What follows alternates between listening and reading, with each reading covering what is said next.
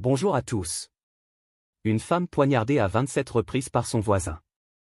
Explication dans cette vidéo. Chaque fois qu'elle sort de chez elle, Pierina Paganelli ne peut s'empêcher de regarder, le cœur serré, la porte de l'appartement d'en face. C'est celui de Giuliano, son fils.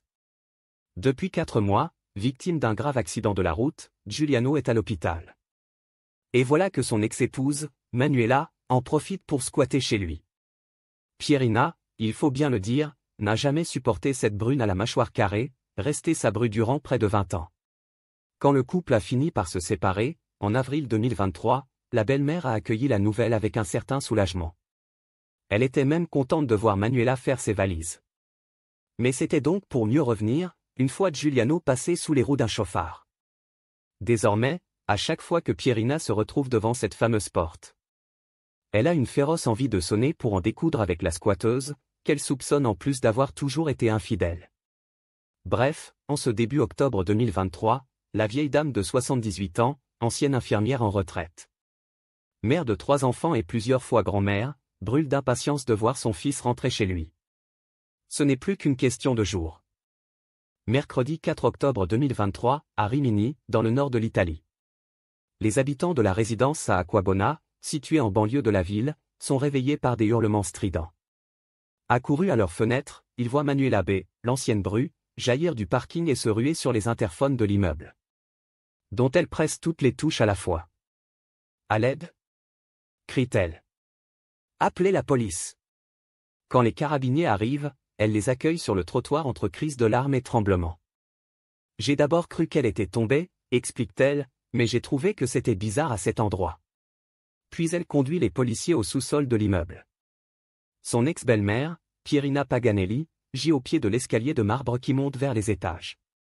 Ses yeux vides, grands ouverts, fixent le plafond. Sa jupe est relevée jusqu'à la taille. Ses dessous ont été arrachés. Tout porte à croire que la septuagénaire a subi une agression sexuelle avant d'être achevée à coups de couteau. Les expertises médico-légales et l'emploi du temps de la victime permettent de reconstituer le probable scénario du crime.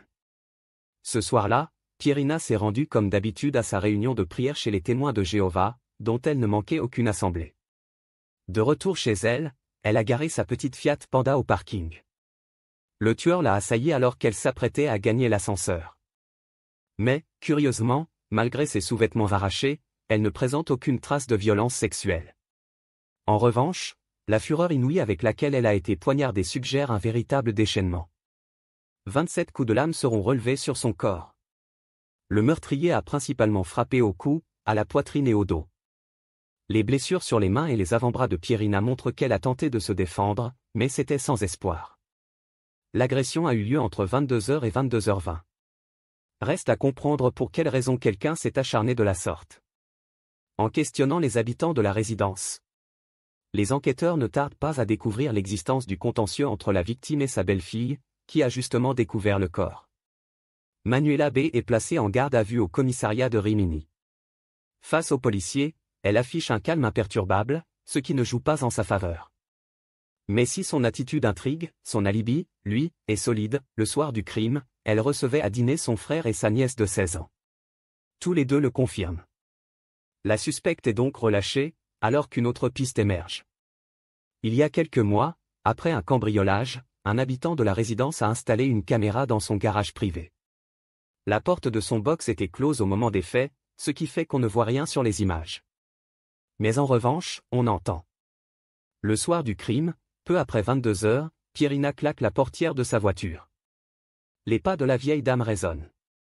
Puis elle dit bonsoir à quelqu'un. Bonjour, lui répond une voix masculine. La septuagénaire se met ensuite à hurler, 8 longues secondes durant. Puis le silence retombe. Définitif. Cette bande sonore est précieuse pour 2 raisons. Elle prouve que le meurtrier est un homme et on peut supposer qu'il s'agit d'un habitant de l'immeuble. Autre élément, les bandes vidéo de la pharmacie située sur le trottoir d'en face montrent la silhouette floue d'un homme à la peau foncée, vêtu d'un t-shirt blanc à manches courtes et d'un pantalon sombre, qui sort à pied du parking à 22h16. L'individu a une démarche particulière, son épaule droite marquant notamment un mouvement singulier à chaque pas. Les enquêteurs pensent immédiatement à un homme, Louis da Silva, rencontré au cours de leur enquête de voisinage.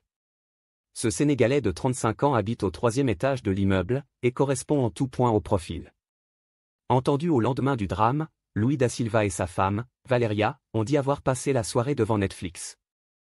Ils ont ajouté qu'ils ne connaissaient pas spécialement la victime et ses proches. Or une perquisition menée à leur domicile va prouver le contraire. On y trouve en effet de discrets messages rédigés sur de petits bouts de papier, échangés par Louis da Silva avec Manuela B., l'ancienne bru.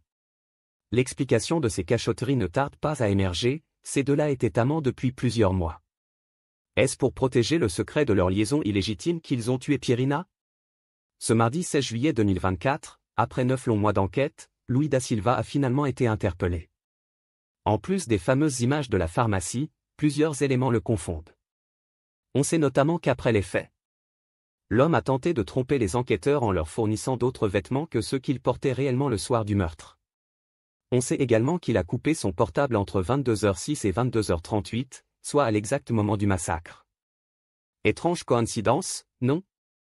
Selon le parquet de Rimini, Louis da Silva aurait donc tué la septuagénaire qui avait découvert sa petite affaire avec Manuela B. et menaçait de tout raconter. Le 3 octobre au soir, il aurait attendu qu'elle rentre de sa réunion de prière pour lui sauter dessus. Après l'avoir sauvagement poignardée, il aurait tenté de maquiller son crime en agression sexuelle. Louis da Silva, qui continue de nier être l'auteur du crime, a depuis été incarcéré. Mais une question essentielle demeure, a-t-il agi seul?